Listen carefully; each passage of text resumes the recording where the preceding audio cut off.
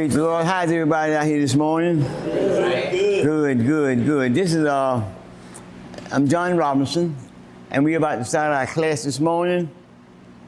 And it's architecture, engineering, fundamentals of art. And we're going to get started with that this morning. But before we start anything, we always start off with a prayer. And with bowed heads, most holy, infinite Father, Lord God, our soon coming King. Lord, here we are once more time and again, humbling ourselves before thee the best that we know how. Just to say thank you for giving us one more day, letting us see another sunrise and a sunset this evening. Perhaps a sunrise in the morning and tomorrow evening. Lord, for that we say thank you. And Father God, forgive us for any sins we committed knowingly, any sin we committed unknowingly. Father Lord, we know that we can't make it no other way without you. And we look for your blessing and your grace this morning and pray for all those that's here and those that's on the way, oh Lord. And we want to just thank you for your son, Jesus. In Jesus' name we pray, amen, amen, amen. But we do know that he is the grand architect of the universe. He's the engineer of all. And he put out in place that we can have something to enjoy within our lives, that we can have something to go by. Today, we're going to go back over a few things that we went over before.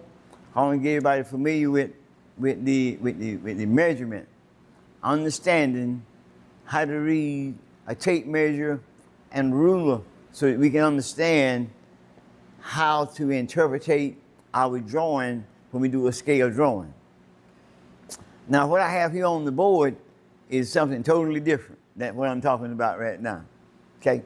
But I do have some material before you, and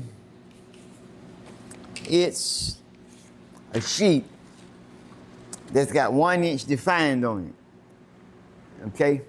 So if you can pick up that sheet there, it's got 1 inch defined on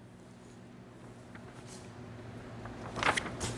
And you'll notice it's got the breakdown of 1 inch. It's got different marks on there. If you count every mark, it'll be 16 marks on here. That's the 16th scale. That's 1/16 scale.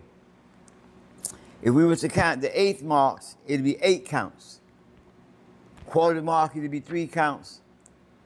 Half mark would be 1 count. Okay? So that we got on there 1/16, 1/8, 3/16, 1/4, 5/16, 3/8, 7/16, half an inch, 9/16, 5/8, 11/16, 3/4, 13/16, 7/8, 15/16, and 1 inch. Now, when we start doing our drawing, the drawing is going to be done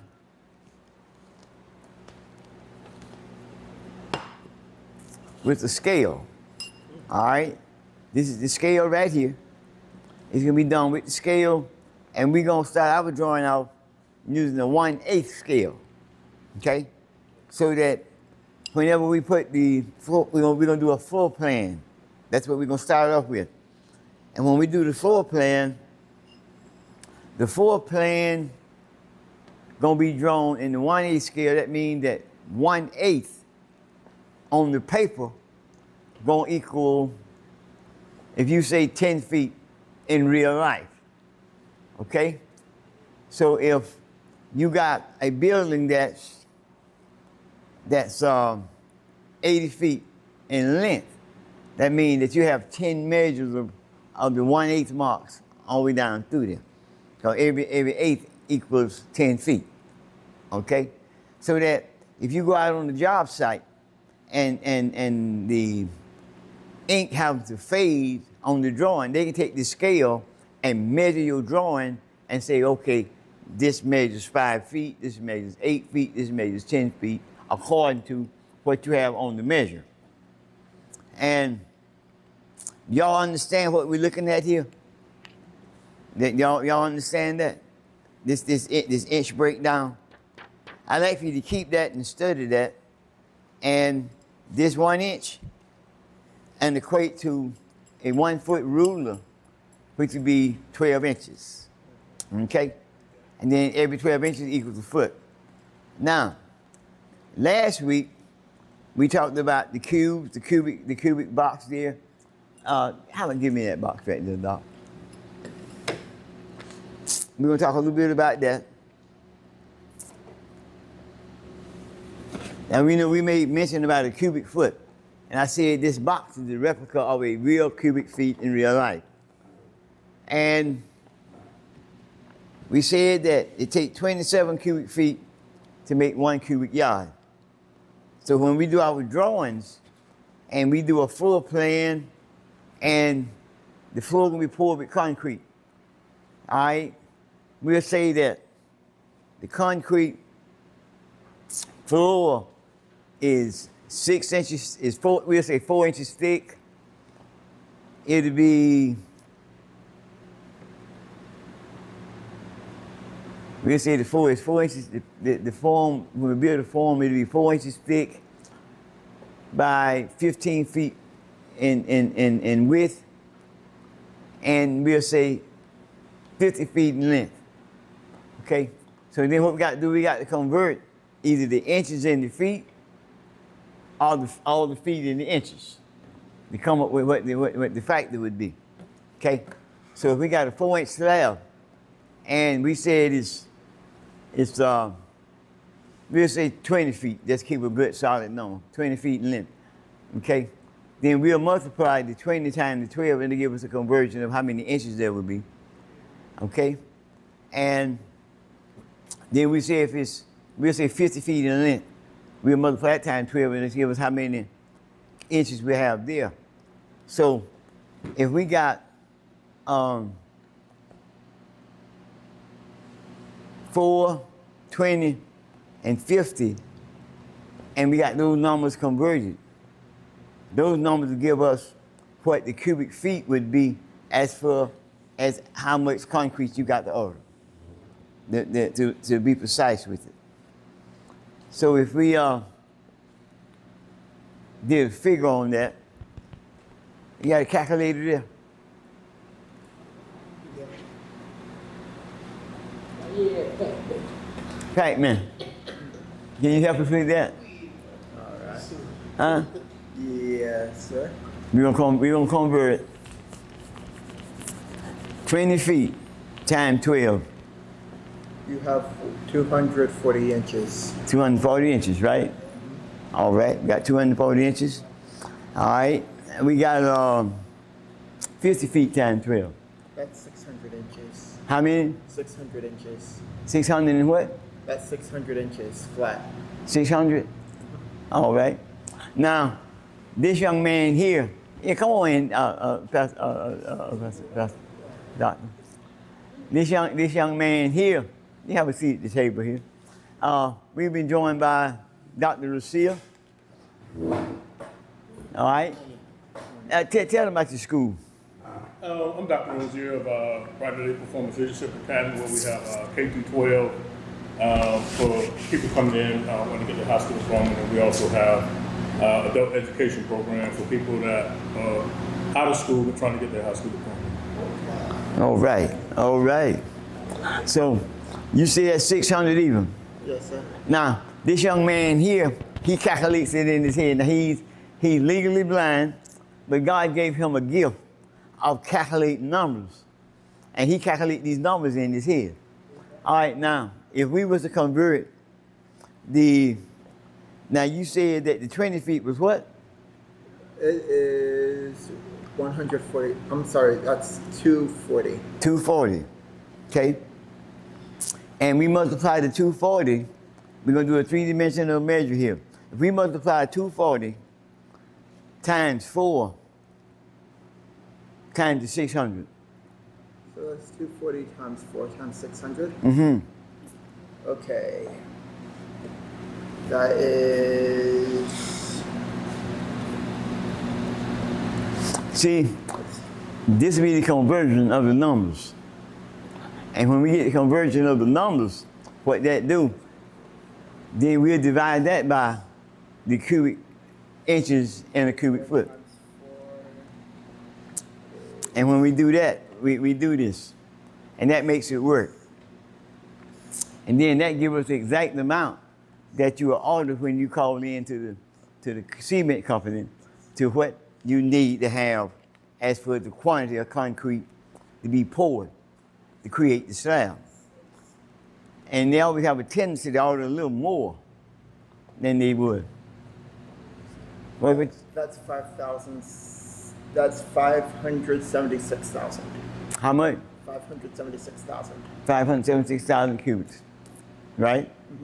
Now, what we'll do, we'll take that number and we'll divide it by 1,728, okay? Now, I know you won't get that one, Doc.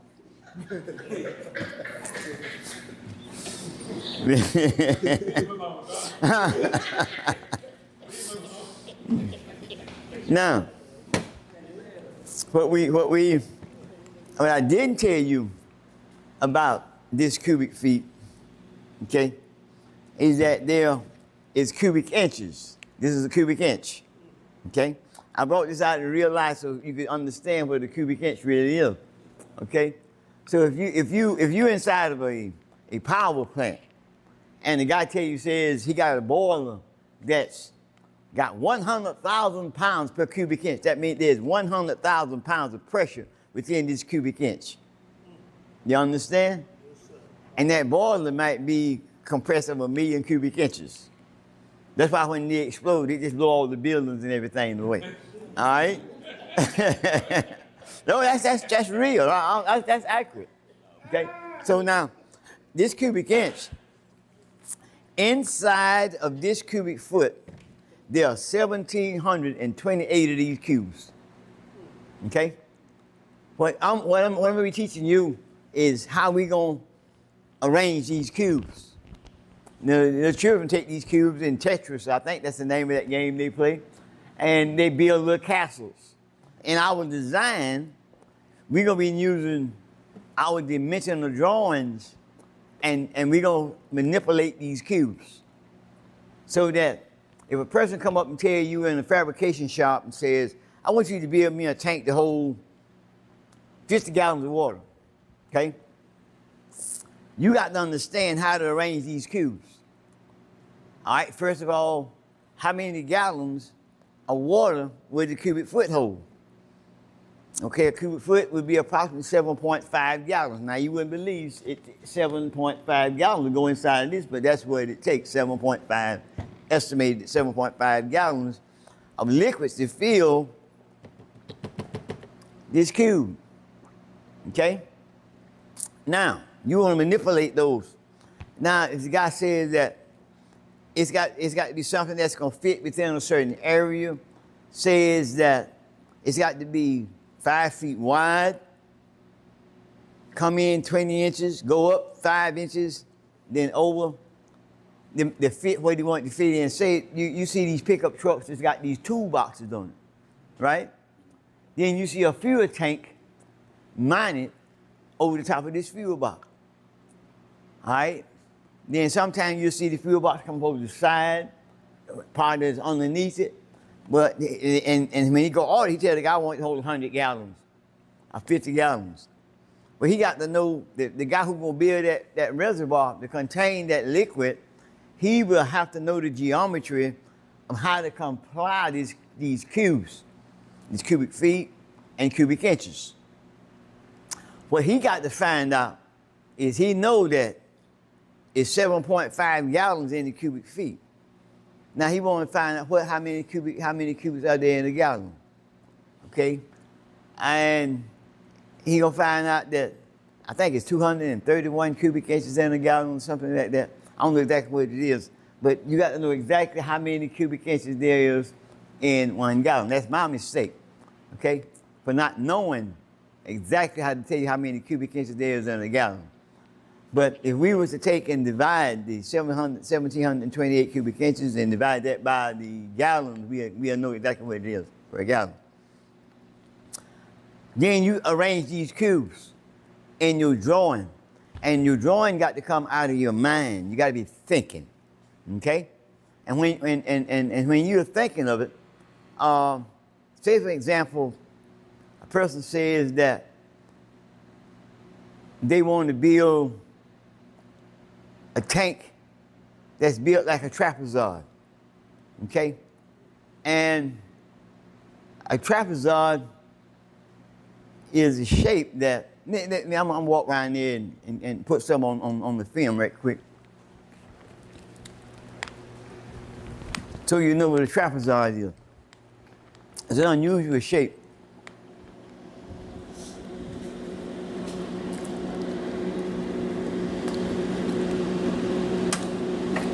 All right, the one that's got number 4 by it, can you see it? Can you see that? The one that's got number 4 is a trapezoid. Now, it's smaller at the top than it is at the bottom.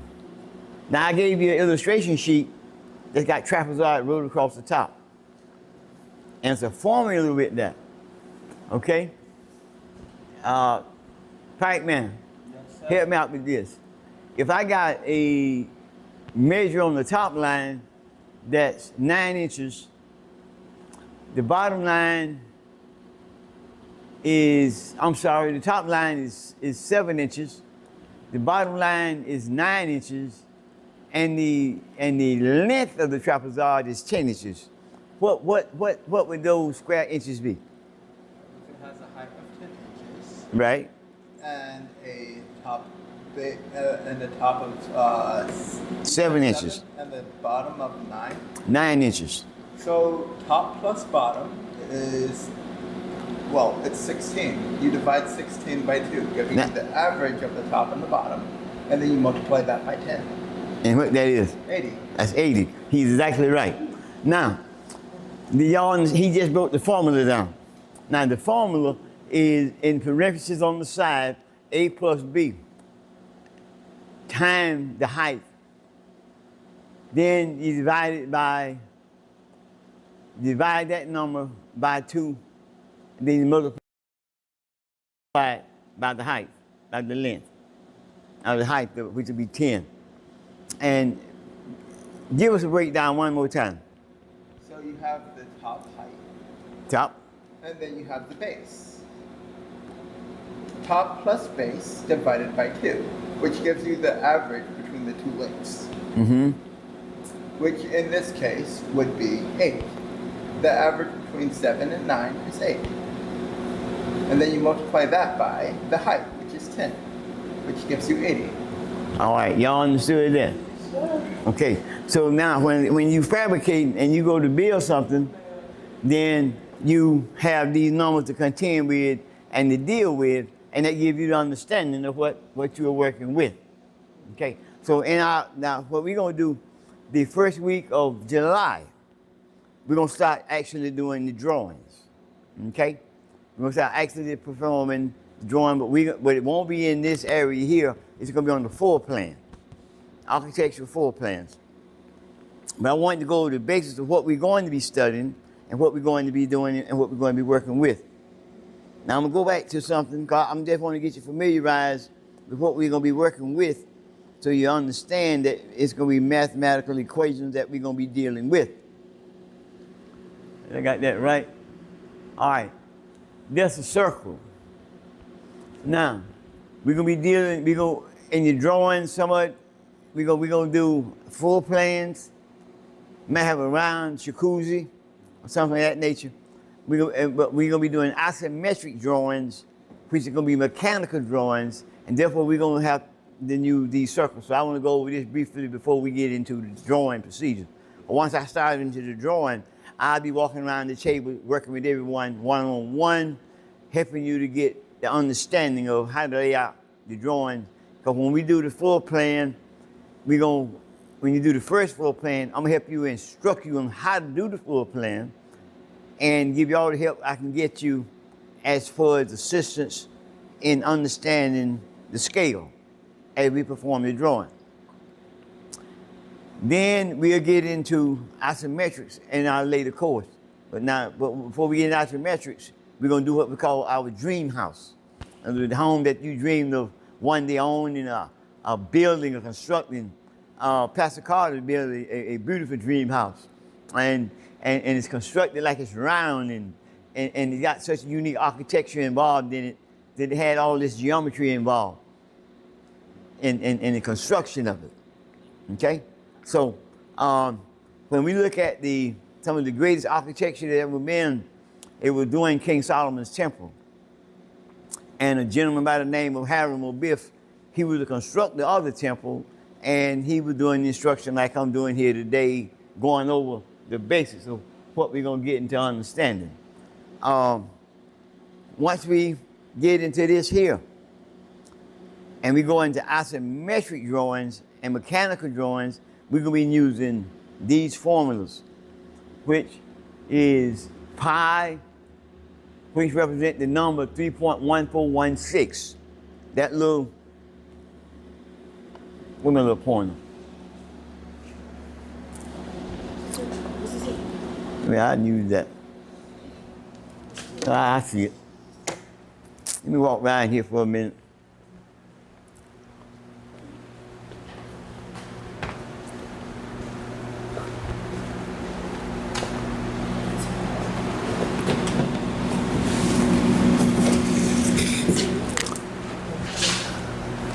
This little symbol here represents pi, okay? Pi represents this number here.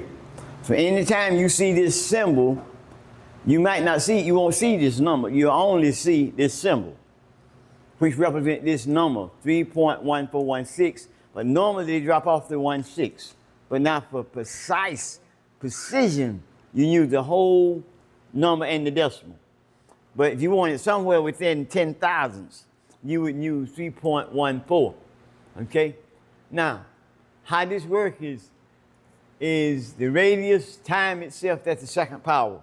That means that, say for example, this circle is 8 inches in diameter, okay? The width all the way across is called the diameter. The distance all the way around it is called the circumference, okay? Now, we want to know how many square inches there are inside of this circle, which is the area. Y'all with me on this? Okay, that's the area. We said that the diameter was 8 inches across. That means the radius is 1/2 of the diameter, which is what? It's 4, right? So it'll be the radius time itself, time pi. Y'all follow that? Huh? That means the radius would be 4 times 4 is 16 times 3.1416. And then that'll give you the area. Y'all got me now? Now, if this was a cylinder that came down and formed a tube, it'd be times the length. And then that'll tell us how many cubic inches there are inside of this. Then that'll tell us how many gallons of water that we can put inside of that tube. You follow me? That's why it can be very important that you understand some of the geometry that we're going to be using. Now, I'm not the smartest in the box. I'm not the weird that God gave Pac-Man this gift of figuring out things in his head. He say he see numbers floating and he see charts and drafts in his mind. I don't see it like that. But what I can do by being an artist, I can envision things, okay? Now, to be a true artist, now I'm gonna be dealing with artwork and all of that. Dynasty, give me that pad back there. Right, not that, the little 4 squares on it. The whole little package. We're gonna be dealing with artwork with our work. Okay, we went over this last week. But we're gonna be dealing with artwork with our work. In order to be a true artist. Now, this is not no joke. You must believe in God. Huh? To be a true artist. Okay? Now, the reason that is because you can take your imagination and you can create scenes, but you can't give it life. Okay? So God left a trait in man for everything that he do. He left a trait that if you could create it on the image on here, that means that That's a sign. The gift he left in you is a sign that he was a creator. That he took a form of man from the dust of the earth and created everything that you have, all the way down to your taste buds.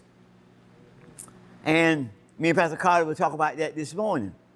Now, I know this is a class that's talking about fundamentals of art and design and engineering and architecture, but at the same time, anything that you have a desire for taste is there. If you want an orange, taste for an orange, you got an orange. You got a taste for an apple, you got an apple. You got a taste for a grapefruit, you got a grapefruit. You got a taste for strawberries or whatever the case may be. Sirloin steaks or whatever the case may be. He made everything for your convenience. You understand?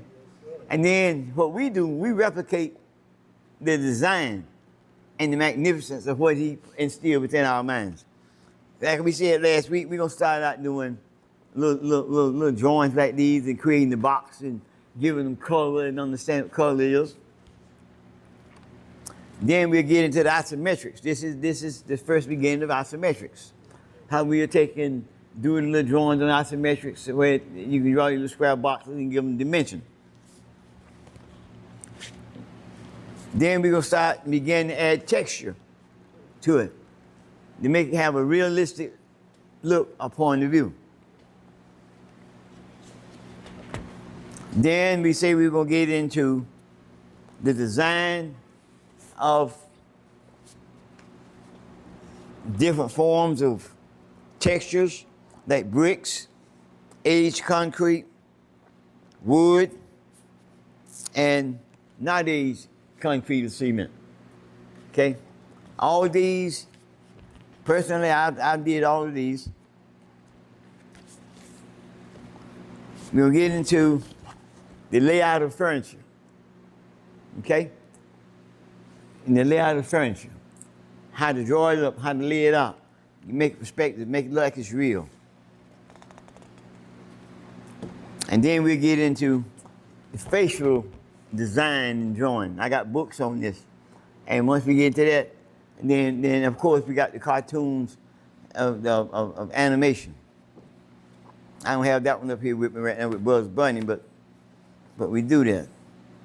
But we will actually start out with the geometry, working with the floor plan, and I don't have an illustration of a floor plan up here, I don't believe.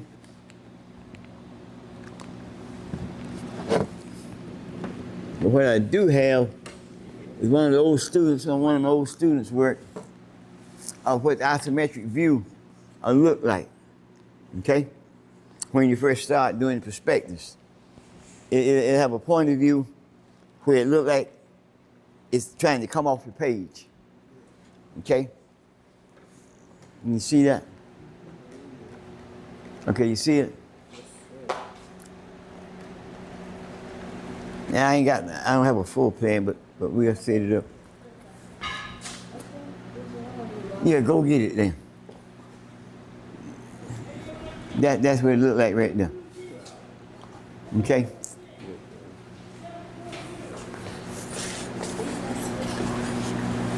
That's something, I think. No, that's not a floor plan. Right. This is another isometric point of view. She thought it was the floor plan. Yeah, but this is another isometric point of view here. But I actually got one over, there's one right there. Reach me that one right there. That one right there.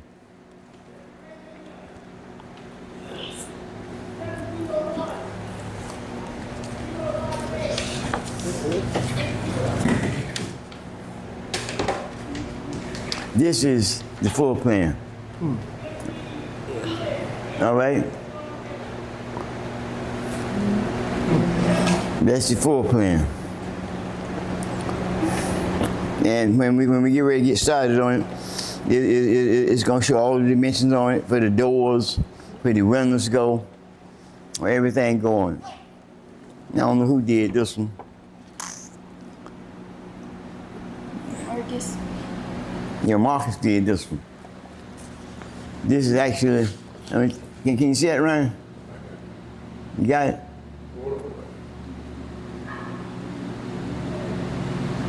Okay. And this is what we're gonna start out doing. The regular floor plan. Okay, you see it? Now on here, it have the entry for the door. Like this area right here, it'll be illustrated as that's an entry for a door there. Okay? And when they come in through the door. You can go down the hall, you go into all these rooms back here. And then we got another exit door, should be on somewhere. His exit door is here. Okay?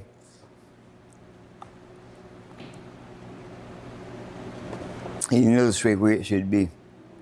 But anyway, on the building, you got to have at least 2 doors, one in, one out. And your windows got to be designed in a way that if a fire hazard comes, you can kick them out, easy access to get out. Okay? That's gonna be in every room. Okay? So if the house catch fire, they got to exit out of it, and this kind of thing, and you'll be illustrating this on your drawings. So what we'll do today is I have this paperwork here before you with the formula of the trapezoid. We're gonna go back to that. Now, on the trapezoid, that paper that say trapezoid on it, you'll see it's a dotted line on there. You can catch that, Ryan?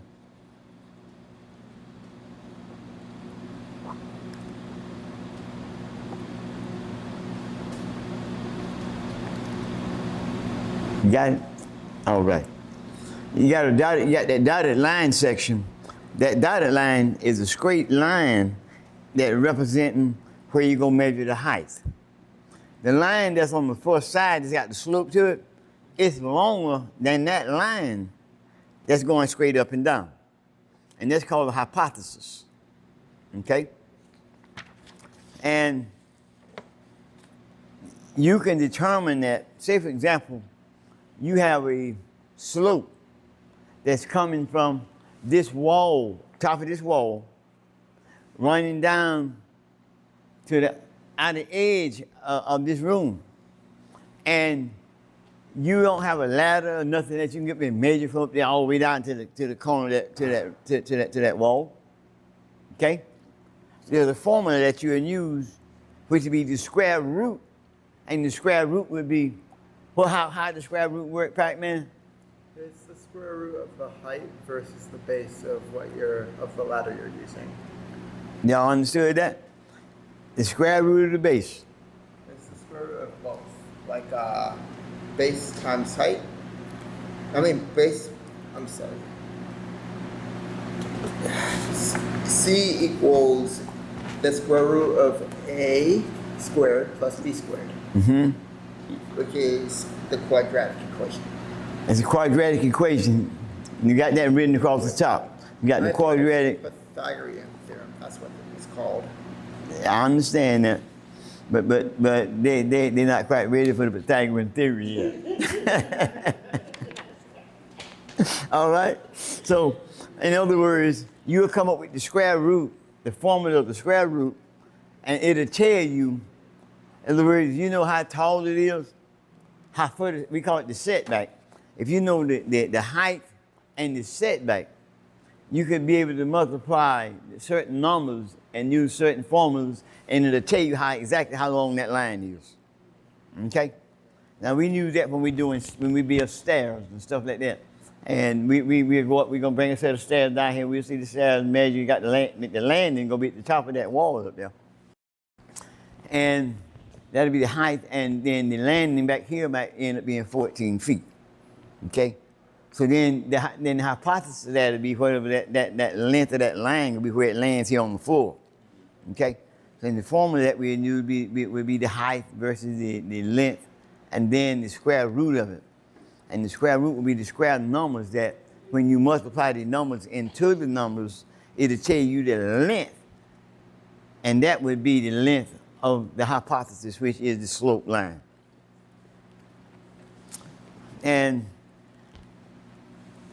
I was hoping that my grandson would be here, and he's on his way. I wanted to go over that with him today, especially with him in the class in the fabrication, and he do a lot of fabrication. And anyway, what we gonna end up doing is we'll take the general review. Any of y'all have any questions about anything that we've been discussing so far? Do we take these with us? Oh yeah, you definitely. I want you to definitely keep those and study those. And it's very important that you learn those and study them. And then the first week of July, we're going to start actually doing the actual drawing. Now we may go back over some of this. We get other students come in. We had a couple of others coming in this morning, but one guy said he felt sick or something like that. And but when we start actually drawing, it's going to be totally different than this. So I'll be helping you set up the papers and set the drawings up, and then have the clipboard. First thing we're going to learn to do is to center our paper, okay, our drawing material. What we're going to be doing the work on, we're going to learn to center it up. You see this?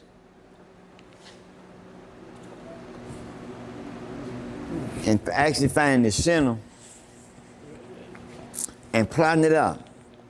You have a horizontal line running across and a vertical line down the center. And the horizontal line, we're gonna call it our level line. And the eye level line represents a horizon. I'm gonna use that terminology throughout our work, okay?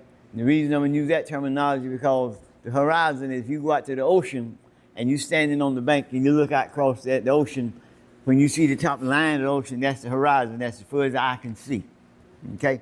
So we'll be representing that and the significance of the drawings and these lines here. The significance of that is we're going to use these lines as reference lines. That when we start scaling our drawing and we want to come off 5 foot this way, we're going to measure 5 feet on the 1/8 scale, okay?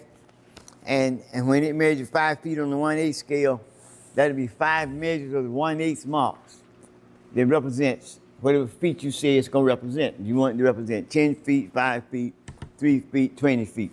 And that's what it'll be. But you're going to use these reference lines to pull from. I'm going to teach you how to fabricate. I'm just taking this, make a scribble mark on here. And then you're going to use that plot and plot it out. This is going to be laid out to the full plan. And you're going to be able to create just a scribble line. I'm going to let you make your own scribble mark. And what we'll do, we'll put that scribble mark inside of this square box. Okay? You understand now? Yes. And it says you got a scribble mark up here, you're going to find the highest point of that mark. You're going to find the furthest point on the ends, and you're going to box it in until it touches all the little points that's the furthest from the line. And then you're going to create a rectangular box around it, or a square box. Then you're going to start putting measurements for every curve that you got in there, and you put a little dot there. I mentioned the dot. Now, the dot is the center, always the center. Right here in the very, very middle, it'll be, I'm going to call the dot the center of any drawing, any work. When I say the dot, that means we the center, okay? A reference dot for a certain point. Y'all understand I'm getting that now? But the main one is going to be the dot that's going to be in the center. Where if you use the compass to subscribe that circle that's on the wall here, it'll be a dot in the center, and that reference line to go across there, and we're going to work from a dot within a circle, and we should be able to create any kind of drawing that we need to create from that. And it's going to give you the illustrations, but when we do that little splash drawing that I'm talking about, when you finish, you're going to be able to take and set an image up on your paper, and you'll be able to take the one that you drew and put it over the top of the one that you originally scribbled out, and you won't be able to see but one image. That's how accurate I'm gonna teach you to do these drawings. Okay? And it's just gonna be from a scribble. It won't it's just be unorganized mark. And if you can plot an unorganized mark, I'm quite sure that you can draw anything that you want to draw. Because you probably not. Now, Leonardo da Vinci, I think I'm pronouncing that correctly. He did scale drawings, okay? And Rembrandt, those guys did scale drawings. When you see that the man touching the finger, saying the man touching the fingertip with God, you know, this your way he shows in the cathedral of the cathedral. Well, I think Rembrandt the one that did that. Michelangelo, one of them. But anyway, they did scale drawings. Now, we can sit here and we can learn the freehand, be clearly close, but there'll be errors in it. Okay? There'll be errors in it. But when you do a scale drawing, in other words, I'm gonna show you something.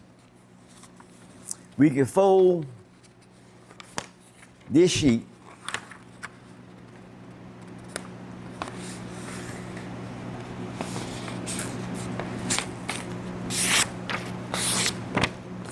once. It's gonna give us the center line of that paper. Okay? That's vertical, straight up and down. It gives a center line.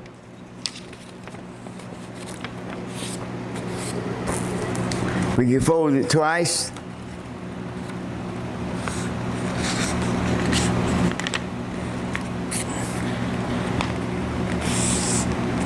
And it's going to create that same image that's on here.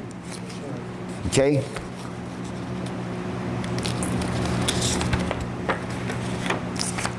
You can't hardly see it, but it's 4 sections there. That's dead center. And in the center of that is where we're going to be working from. And when you set your drawing up, your page is going to look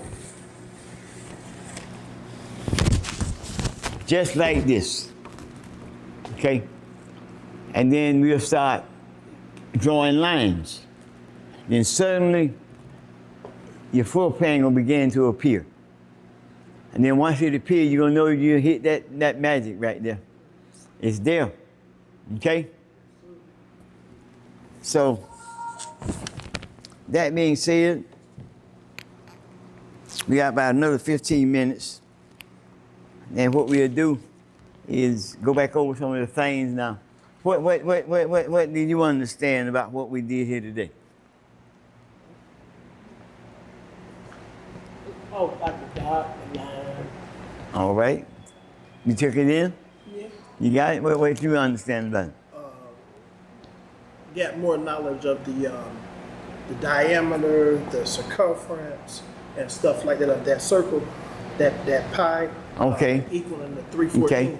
Then it'll be able to help you with what you're going in to do? Oh yes. All right.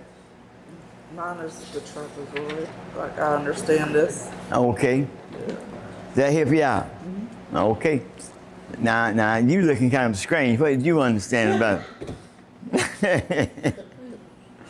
Okay, what I understand, like, it's the circle, like pi, and then like the circumference, and like what you have to like this pi times what's that word called? The radius? Yeah, radius. Sorry, the radius times 2. Oh, and time itself.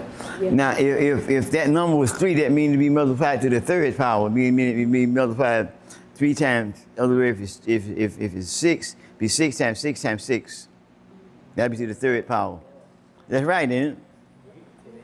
Okay. So when well, okay, Pat, man. Well, we know you know.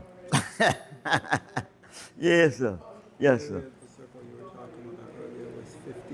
56. I got you. What did you catch on to it, Doc? That or just in general? In general. Well, I say the base and the height, All right. the quadruplets. Understanding that for real, and whenever the times it, like how Pat broke down. I got He you. pretty much broke it down well understandable more. Okay, is it helping you? Oh yeah, for sure. Now, the other thing I'm gonna say is that if anyone in need of tutoring, I got someone that need to be tutored, Dr. Rashid here have the classes for that. If you want your GED, this is the man here that we're gonna be talking to. If you need to get further education, if you know anyone that need the classes, okay, there'll be associated costs with it, but it's well worth it because of the materials that you got to get up in the books and stuff like that of that nature here. Over here, this ain't no charge for what I'm doing here, okay? But in that tutoring class, it's a class that requires certain materials and certain time and therefore it'll be a certain price to it. It won't be that bad, but it's well worth getting the education. See out here, you got to work for a living. And if you don't want to be an economic slave, you got to understand something about society. I'm putting these gloves on one more time. These are the marks of a man that that got to do it. See, they stained all up and they dirty. You understand? Representing labor, okay? They didn't just get this way, just walk around, just brushing off the table. They come getting down out there at shovel. You understand? So in other words, now if you got these gloves, you have calluses on your hand, but you got to work for a living. Now, if you don't want to get all grimy up like this, learn this right here. Not saying that you want to do this from point to point in time, but understand, get some knowledge in your mind. The greatest attribute about you is your mind. Okay? And there's nothing that you won't be able to learn if you put your mind to it. If you decide that you want to be an architect, from here, I'm gonna teach you the fundamentals that you'll see in college. Okay? You'll see in the construction field out there. Man, come up and say, how about reading me off this set of plans? You'll be able to pick them up and you say, okay, I understand what to see. Okay?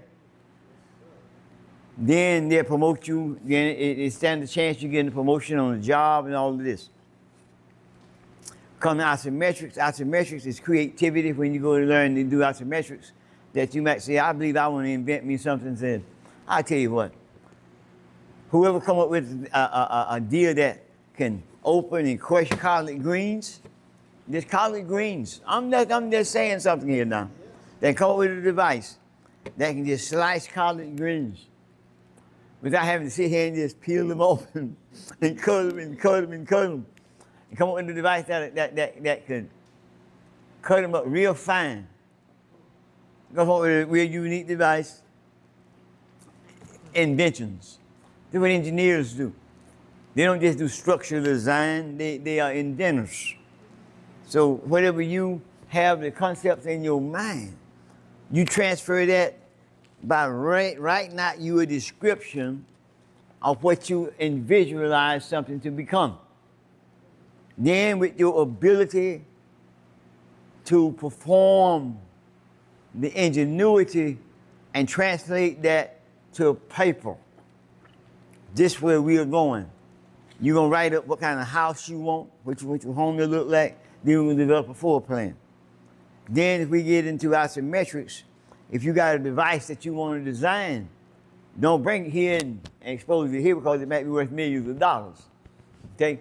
But at least learn the fundamentals of how to come up with the concept and the precepts of bringing the design to life. And you bring it to life right here. Now, you know, when we study the anatomy of the human body, we find that in engineering, your greatest teacher is your body. Okay? Take the hand, for example. You can ball your fist up and point out one finger. Okay? Pull the finger in. Now you got leaders inside your arms that cause this to happen. You understand? And it's the greatest tool you could use as far as how things are make motion. In other words, you can rotate your arm, your wrist. In engineering, you're gonna find out that you're using hydraulics, you're using cable, you're using different devices, you're using computers, everything. That's what they do in animation, and they call it mechatronics. Okay? So when you get into this, might seem small right now, but it'll lead you to greater things. The advancement of the human mind and the developing the way you think. My purpose of this class is to help somebody to get something that can help them out there. Okay? If a man come in here and he just learned to read the scale and read the tape, he can go out there on a construction job and the man says, what do he say? Well, at least I know how to lay out things and that lead to fabrication. He said, well, then I'm gonna put you in here and I'll send you to school to do drafting. Then he become a draft person. It starts like that, okay? And I don't charge anything, just sharing this knowledge. And God gave it to me, and I don't mind sharing it. So if you got a friend, I want to get all these seats occupied. I need at least 15 solid students that I can work with, because once I start the drawing, I won't be able to go back over this portion of it again, okay? And that's why I'm going over it for the next week or so, and like that. Now on the fourth Saturday, we're gonna have at First Antioch, we're gonna have a brotherhood over there. I want to invite everybody to come to the brotherhood. Instead of coming here, we're gonna have a free breakfast over there. Okay? And support them, and then maybe they can send some of their children or somebody. But I do need 15 to 20 students that we can get right off into the design and the drawing. I want to start the drawing the first week in July, the first Saturday in July. And we're going to actually set up all the boards. Now, what I want you to do today is claim your board. Now, you try to get the biggest one you can find. Who want this one? Who want this one? Now, right. All right, well. All right.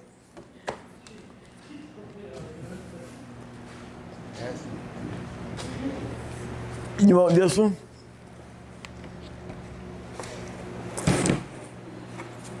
All right, claim one of you boys now. Who want this one? All right. Y'all, who hand go up first, who getting it? Now these are the biggest boards, and the biggest boards, it's gonna be one that you use and make it all that easy. Now we can use these smaller boards. I use small, I use it. And you want this one? All right. Okay. Now, I'm gonna find a marker. I want you to put your initials on it.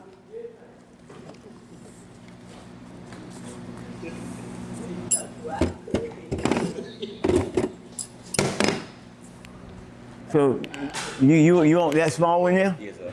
All right, I'm going to put your initials on it. So when you come back, you know you got your own board. Let me put your initials on it. What am I gonna do with that? I'm trying to find, let me get me something you can put your initials on it.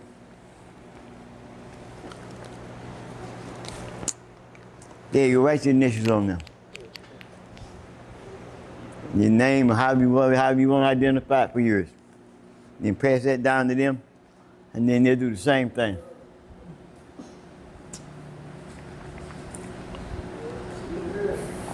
And then when you come, your drawing will stay on there, and each time you come, you work on your drawing.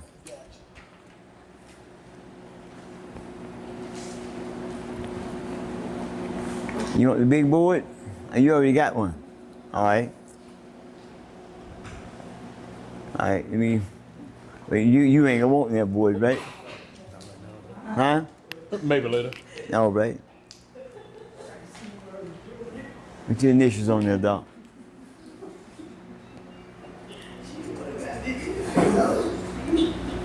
All right. Now, when you put your work on there, anytime you come back, your name will be on there. You look at your board, you know that's your board that you're working off of. Okay. All right. Our time done exhausted. I thank everyone for coming out, joining with us today, and joining the class. And next week we'll come back and we adjourn again, and we'll actually, I'll set y'all up your drawing starting next week. And then the one that need to go over what they need to go back over, I'll brief them in, but actually get y'all started while I lecture them and help assist you guys with your drawing. Okay? All right, that concludes it. And thank you guys for coming in, and thanks for joining us today on YouTube. And if you have anyone out there, my phone number is area code 229-356-6727 that's interested in this class, architecture, engineering, and general art. Okay? And if we can be a help, we'll be an assistance however we possibly can. And this concludes our journey for today. May God stay with you, keep hope alive, and please, whatever you do, think positive.